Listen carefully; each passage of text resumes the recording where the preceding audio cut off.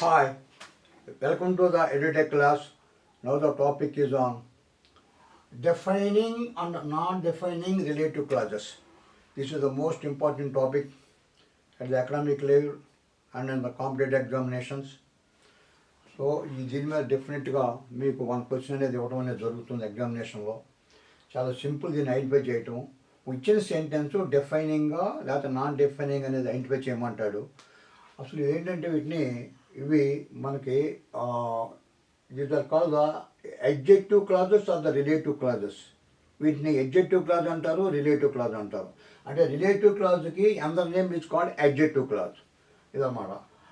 ఇవి defining and non defining అని 2 types ఉంటాయి వీటిలో. ఈ క్లాజెస్లో defining relative clause and non defining relative clause 2 types ఉంటాయి.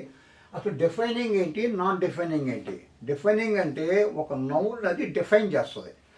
ఇది ఎలాగూ they define noun or pronoun. ఇవి నౌన్ కానీ ప్రొనౌన్ కానీ డిఫైన్ చేస్తాయి.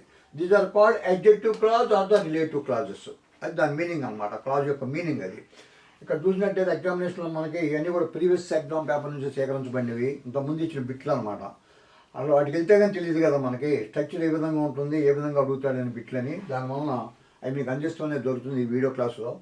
ఇక్కడ Mohan who is my English teacher always buys new books అని ఉంది సెంటెన్స్. ఎలా ఉందండి? Mohan who is my English teacher always buys new books అని ఉంది. ఇక్కడ మీకు డిఫైనింగ్ రిలేటివ్ క్లాజా నాన్ డిఫైనింగ్ రిలేటివ్ క్లాజ్ అని ఐడెంటిఫై చేయమంటాడు. అంటే అది ఇచ్చిన ఆల్టర్నేటివ్లో ఇదేంటంటే ఇది మనకి డిఫైనింగ్ నాన్ డిఫైనింగ్ ఏ విధంగా తెలుసుకుంటాం. నాన్ డిఫైనింగ్ అంటే చూడండి, ఈ ఒక noun. So this is called the relative pronoun. ఏముంటాయి మనకి హూ కానీ, విచ్ కానీ, హూమ్ కానీ, దట్ కానీ ఉంటాయి రిలేటివ్ ప్రొనౌన్స్. ఇది నౌన్ తర్వాత ఈ రిలేటివ్ ప్రొనౌన్ ముందుగా ఉంటుందన్నమాట. హూ అనేది చూడండి, ఇక్కడ హూ అనేది relative pronoun. Mohan who is my English teacher. Mohan అనే ఎవరు ఇతను గురించి డిఫైన్ పర్టికులర్గా చెప్తుంది కదా. మోహన్ అనేవాడు ఎవడు? Is my English teacher. Mohan అనే అతను నా English teacher. Always buys new books అని ఉంది. ఇక్కడ ఈ who is my English teacher అనేది తీసేసినట్లయితే చూడండి, ఇది కానీ మనకంటే ఒమిట్ చేసామనుకో, who is my English teacher ఏ విధంగా సెంటెన్స్ వస్తుంది? Mohan always buys new books. Who is Mohan? Mohan అనేవాడు ఎవడు? అది చెప్పదు. అది చెప్పాలంటే ఏంటి? ఈ సెంటెన్స్ ఉండాలి కదా, who is my English teacher అనేది ఉండాలి కదా. కనుక ఇది డిఫైన్ చేస్తుంది, పర్టికులర్గా చెప్తుంది అన్నమాట. మోహన్ అనే అతని గురించి చెప్పింది కనుక ఇది డిఫైనింగ్ రిలేటివ్ క్లాజ్. ఇది దేని కింద వస్తుందండి? Defining relative clause. అలాగే మీకు డిఫైనింగ్ రిలేటివ్ క్లాజ్ అన్నమాట ఇది. ఎందువల్ల ఈ యొక్క నౌన్ని పర్టికులర్గా ఐడెంటిఫై చేస్తుంది. మోహన్ అని అతన్ని పర్టికులర్గా చెప్తుంది. ఎవరు Mohan? Who is my English teacher. ఏం చేస్తున్నాడు? Always buys new books. ఆ విధంగా. అలాగే మరి నాన్ డిఫైనింగ్ చూడండి, ఇక్కడే చూడండి డిఫైనింగ్ చెప్పాను. అలాగే నాన్ డిఫైనింగ్ కూడా చూడండి ఒకసారి. నాన్ డిఫైనింగ్ ఇక్కడ నాన్ డిఫైనింగ్ రిలేటివ్ క్లాజెస్ కింద 4th వన్ అండి. 4th ఎగ్జామ్ చూడండి. గణేష్ పక్కన కామా ఉంది. చూడండి, Ganesh who is my friend lives in Guntur అని ఉంది. గణేష్ పక్కన కామా పెట్టాడు, హూ ఈజ్ మై ఫ్రెండ్ అని ఉన్నాడు, తర్వాత లివ్స్ ఇన్ గుంటూరు. ఇది కానీ ఒమిట్ చేసినట్లయితే, who is my friend omit చేసినట్లయితే it gives complete meaning. Ganesh lives in Guntur అని ఉంది. గణేష్ లివ్స్ ఇన్ గుంటూరు అంటే ఇది ఎడిషనల్ ఇన్ఫర్మేషన్ అన్నమాట. హూ ఈజ్ మై ఫ్రెండ్ అనేది గణేష్ ఎడిషనల్ అంటే అదనంగా ఇచ్చిన సమాచారం. దట్టు ఈ సెంటెన్స్ ఏంటి? ఇక్కడ కామాస్తో కానీ లేకపోతే హైఫన్తో కానీ విడగొట్టబడి ఉంటుంది. కామా ఎక్కడ? ఇది నౌన్ పక్కన రిలేటివ్ ప్రొనౌన్కి మధ్యలో. తర్వాత సెకండ్ పార్ట్ ఒక వెర్బ్ ఉంటుంది కదా, మెయిన్ వెర్బ్ కన్నా ముందన్నమాట. కామాతో కానీ లేకపోతే హైఫన్తో కానీ విడగొట్టబడి ఉంటుంది. ఆ విడగొట్టబడింది నాన్ డిఫైనింగ్ రిలేటివ్ క్లాజ్. బండగుర్తు పెట్టుకోవాలనుకుంటే. లేదు తెలుసుకోవాలనుకుంటే ఏంటంటే ఈ యొక్క నౌన్ అనేది హూ ఈజ్ మై ఇతని గురించి మనకి who is my friend lives in Guntur. ఇది ఎడిషనల్ సమాచారం. That called additional information. ఎవరి గురించి? గణేష్ గురించి. కనుక this is called non defining relative clause. ఈ విధంగా ఐడెంటిఫై చేస్తాం అన్నమాట. డిఫైనింగ్గా, నాన్ డిఫైనింగ్గా. ఆ తర్వాత సెకండ్ ఎగ్జాంపుల్ చూడండి. ఇక్కడ people who lives in glass houses must not throw stones. People who lives in glass houses. ఇక్కడ people who lives in glass houses must not throw stones. కానీ మనకి కామాతో కానీ అయిపోయిందో కానీ విడగొట్టబడలేదు. ఈ విధంగా ఉంది కాబట్టి this is called the defining relative clause. Defining relative clause. ఆ తర్వాత ఇదేమవుతుందండి, హూ లివ్స్ ఇన్ గ్లాస్ అనేది ఇది మనకి ఇది రిలేటివ్ క్లాజ్ అనమాట. ఇది హూ లివ్స్ ఇన్ గ్లాస్ అనేది రిలేటివ్ క్లాజ్. ఆ తర్వాత ఇది డిఫైనింగ్ రిలేటివ్ క్లాజ్, ఎందుకంటే ఇక్కడ కామా కానీ అయిపోయింది కానీ విడగొట్టబడలేదు. ఆ విధంగా అలాగే choose the sentence that has defining relative clause. ఇక్కడ 4 వాక్యాలు ఇచ్చారండి. 4 వాక్యాల్లో మీకు డిఫైనింగ్ రిలేటివ్ క్లాజ్ ఐడెంటిఫై చేయమన్నాడు. డిఫైనింగ్ రిలేటివ్ క్లాజ్ ఏంటంటే ఐడెంటిఫై చేయమని చెప్పారు. చూడండి ఇక్కడ Hari who is my friend, Hari పక్కన కామా పెట్టాడు. హూ ఈజ్ మై ఫ్రెండ్ పక్కన కామా పెట్టాడు. Has won the prize. This is the non defining relative clause.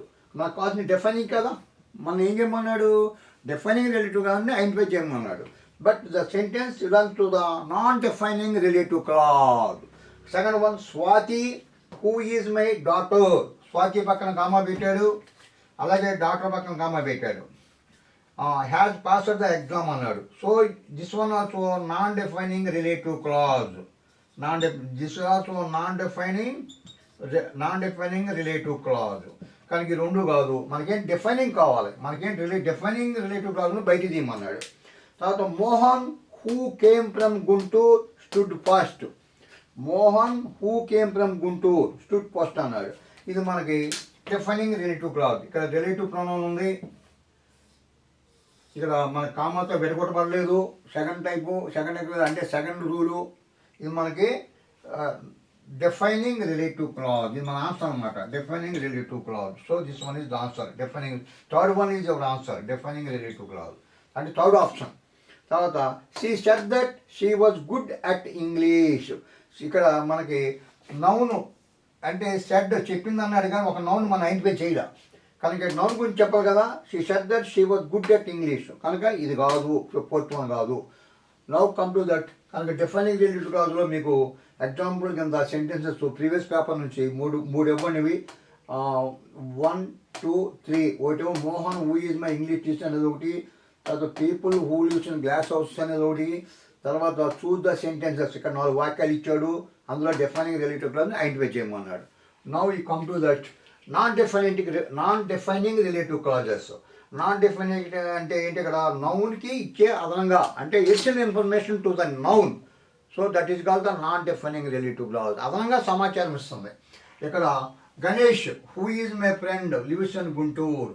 ఇప్పుడు చూడండి, ఇది కానీ ఒమిట్ చేసామనుకోండి, who is my friend, Ganesh lives in Guntur అన్నాం. గణేష్ చాలామంది ఉంటారు కదా, ఏ గణేష్ అది అంటే ఏ గణేష్ అనేది చెప్పలేం కదా, ఏ గణేష్ అవుతాడు కనుక ఇది అదనంగా ఇచ్చిన ఇన్ఫర్మేషన్. గణేష్ అనేవాడు ఎవడు, హూ ఈజ్ మై ఫ్రెండ్ కనుక లివ్స్ ఇన్ గుంటూరు. దట్ ఇది కామాతో డివైడ్ చేసి ఉంటుంది, కామాలతో కానీ అయిపోయిన దగ్గర డివైడ్ చేసి ఉండాలి కదా.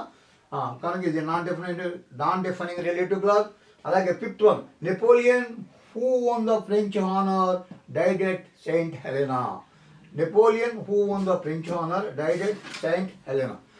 ఇది కూడా నాన్ డిఫైనింగ్ రిలేటివ్ క్లాజ్. ఎందుకంటే ఇక్కడ మీ కామాలతో విడగొట్టబడి ఉంది. దిస్ వన్ ఈజ్ ద ఏంటి మనకి నాన్ డిఫైనింగ్ రిలేటివ్ క్లాజ్ అవుతుంది. ఇది who won the French honour అని నాన్ డిఫైనింగ్ రిలేటివ్ క్లాజ్ అనమాట. వాట్ ఈస్ దిస్ అంటే relative clause. A relative clause, non defining relative clause. ఆ విధంగా అనిపించదు. అలాగే Vani who is our English teacher is absent today. Vani అనేదానికి అదనంగా ఇన్ఫర్మేషన్. ఎవరు వాణి అనేవాడా, my English teacher, who is my English teacher. ఇది non defining relative clause is absent today. So this one is the non defining relative clause. తర్వాత Sindhu who came from Guntur won the match. ఇక్కడ కూడా కామాలతో divide చేసి ఉంది. చూడండి, Sindhu comma who came from Guntur won the match. ఈ underline part ఏమన్నాడు, the underline part is. కొన్నిసార్లు ఇలా కూడా అడుగుతూ ఉంటాడు, అంటే ఈ అండర్లైన్ చేసిన పార్ట్ ఏంటని చెప్పమంటాడు, మిమ్మల్ని అడుగుతాడు. అంటే ఫైనైట్ క్లాజా, తర్వాత ఏ మెయిన్ క్లాజా, తర్వాత ఏ డిఫైనింగ్ రిలేటివ్ క్లాజా, ఏ నాన్ డిఫైనింగ్ రిలేటివ్ క్లాజా. ఇక్కడ ఉంది నాన్ డిఫైనింగ్ కదా, నాన్ డిఫైనింగ్ రిలేటివ్. ఎందువలన అది కామాలతో మనకు విడగొట్టబడి ఉంది కదా, కనుక this one is a non defining relative clause. కానీ ఇవి టెట్ కానీ డిఎస్ ఎగ్జామినేషన్ చాలా ఇంపార్టెంట్ అంటే ఇవి కనుక ఇటన్నిటి కూడా మీరు ఏం లేదు, సింపుల్ లాజిక్ గుర్తుపెట్టుకుంటే చాలు. దట్టు మాకు ఏంటంటే ప్రీవియస్ గ్రామర్ మీద అన్ని టాపిక్స్ అండి. ఆర్టికల్స్ కానివ్వండి, తర్వాత వాయిస్ కానివ్వండి, డైరెక్ట్ అండ్ ఇండైరెక్ట్ స్పీచ్ కానివ్వండి, ఆ తర్వాత క్వశ్చన్ ట్యాగ్స్ కానివ్వండి, అన్నిటి మీద కూడా మీకు ఆల్రెడీ వీడియోస్ ఉన్నాయండి. ఎలాగంటే మీరు యూట్యూబ్కి వెళ్ళి యూట్యూబ్లో ఎడ్యుటెక్ రమేష్ అని ఓపెన్ చేయండి. ఎడ్యుటెక్ రమేష్ అని ఓపెన్ చేసినట్లయితే then you go to the ప్లేలిస్ట్కి వెళ్ళండి. అందులో మీకు టాపిక్ వైజ్గా చెప్పండి. అందులో articles, active voice and passive voice, అలాగే direct speech and indirect speech, అలాగే ప్రపోజిషన్స్ అండ్ ఆల్మోస్ట్ అన్ని టాపిక్స్. ఆల్మోస్ట్ మీకు ఇక్కడ 200 వీడియోస్ ఉన్నాయండి ఈ యొక్క ఇంగ్లీష్ గ్రామర్ మీద. కొన్ని హిందీ మీద ఉంటాయి, కొన్ని మిగతా ఎంటర్టైన్మెంట్ మీద కొన్ని ఉంటాయి. అది మీకు వద్దు అంటే వాటిని మీరు వదిలేసేయండి. ఓన్లీ గ్రామర్ టాపిక్స్ చూడండి. ఇవన్నీ కూడా బేసిక్గా చెప్పడం ఏంటంటే, ఎవరైతే తెలుగు మీడియం నుంచి స్టూడెంట్స్ ఎగ్జామ్ రాస్తారో వాళ్ళు బాగా ఉపయోగం ఉంటుంది. అంతేగాని మీకు 80% 90% ఇంగ్లీష్ వచ్చిన వాళ్ళకి మీకు వీటి జోలికి అంటే మీకు పెద్దగా ఉపయోగపరంగా ఉండదు. ఎందుకంటే 80% అంటే ఆల్రెడీ వెల్. కనుక బేసిక్గా కావాల్సినవి మాత్రం వీడియోస్ ఫాలో కండి. ఎక్కడన్నా మీకు ఏమైనా సమాచారం కావాలంటే మా నెంబర్ దాంట్లో ఉంటుందని ఫోన్ చేసినట్టయితే I will give the reply. Okay, thank you to all. Bye.